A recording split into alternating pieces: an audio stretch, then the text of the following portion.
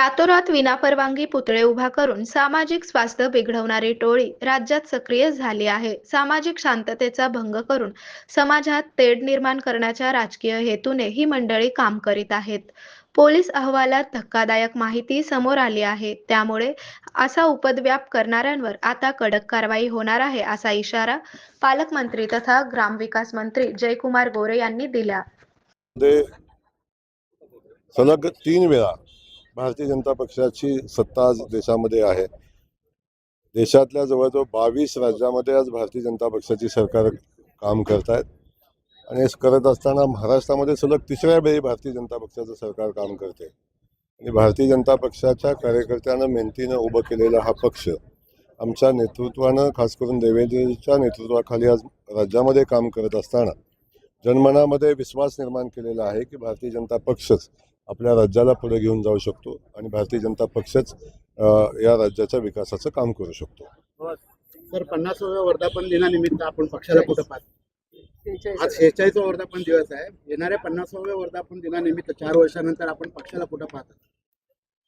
मी पक्षाला पाहतो की पुन्हा एकदा येणाऱ्या 4 वर्षानंतर भारतीय जनता पक्षाचा पंतप्रधान होताना पाहतोय. पुन्हा एकदा राज्याचं सरकार भारतीय जनता पक्षाच्या नेतृत्वाखाली येताना पाहतोय. आणि हे सगळं करत असताना त्यावेळी एक विकसित महाराष्ट्राचं, एका विकसित राष्ट्राचं जे स्वप्न आदरणीय मोदीजींनी पाहिलंय ते पुढे जाताना आम्ही पाहतोय. सुनेत्राताई असं अर्ज दाखल करणार आहे. इकडं महायुती म्हणून किंवा राष्ट्रवादी म्हणून बिनविरोध निवडणूक व्हावी यासाठी प्रयत्न करतो. काँग्रेस मात्र हा उमेदवार देखील त्यांनीच आहे. आता आपल्या सगळ्यांना माहिती आहे की सन्माननीय अजितदादांच्या निधनानंतर सुनेत्रा ताईंची उमेदवारी आज त्यांच्या पक्षाकडून होते. अनेक संकेत, साधारण संकेत आपल्याकडे असतात की एखाद्या नेत्याच्या निधनानंतर होणारी निवडणूक ही बिनविरोध व्हावी. आमची मनापासूनची भावना आहे ही निवडणूक बिनविरोध व्हावी आणि सुनेत्रा ताईंना विधानसभेमध्ये बिनविरोध निवडून द्यावं.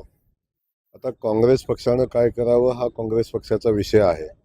सातत्यानं संस्कृती शिकवणारा हा पक्ष, सातत्यानं दुसऱ्याला शिकवणारा हा पक्ष स्वतः जेव्हा आचरण आणायच्या गोष्टी जेव्हा येतात तेव्हा मात्र वेगळी भूमिका घेताना आपण सगळेजण पाहतोय. मला खात्री आहे की सुनेत्रा बहिणी बिनविरोध होतील अशा पद्धतीची परिस्थिती आज दिसते. काँग्रेस पक्षही मला वाटतं याच्यामध्ये सहभागी होईल आणि सुनेत्रा ताईंना बिनविरोध निवडून देण्यामध्ये योगदान देईल. शेवटी नाही झालं तरी सुद्धा सुनेत्राताई आमदार होण्यामध्ये कुठली अडचण येण्याचं कारण नाही. पौरावृत्त पण तीच परिस्थिती आहे. कर्डिलेंच्या पोरांच्या विरोधात तनपुरे जे आहेत ते ठाण मारून आहेत. आज फॉर्म भरण्याची त्यांची शक्यता आहे. भारतीय जनता पार्टीकडून या ठिकाणी बिनविरोधची जी आहे ती प्रोसेस सुरू आहे. नाही, आता भारतीय जनता पक्षाने मी आत्ताच सांगितलं की साधारण संकेत असतात की एखाद्या सदस्याच्या मृत्यूनंतर होणारी निवडणूक ही बिनविरोध व्हावी अशा पद्धतीची परिस्थिती असते. पण ठीक आहे, शेवटी लोकशाहीनं, डॉक्टर बाबासाहेब आंबेडकरांच्या घटनेनं निवडणूक लढवण्याचा अधिकार सगळ्यांना दिलेला आहे. त्यावेळी आपला निर्णय घेण्यासाठी प्रत्येकजण सक्षम असतो. पण आमची भावना साधारण हीच आहे की निवडणूक बिनविरोध व्हावी. खरं तर अंजनगावमध्ये ज्या पद्धतीनं वाद निर्माण झाला त्यामध्ये आपण मध्यस्थीनं तो तोडगा काढला. वाद दिसत आहेत.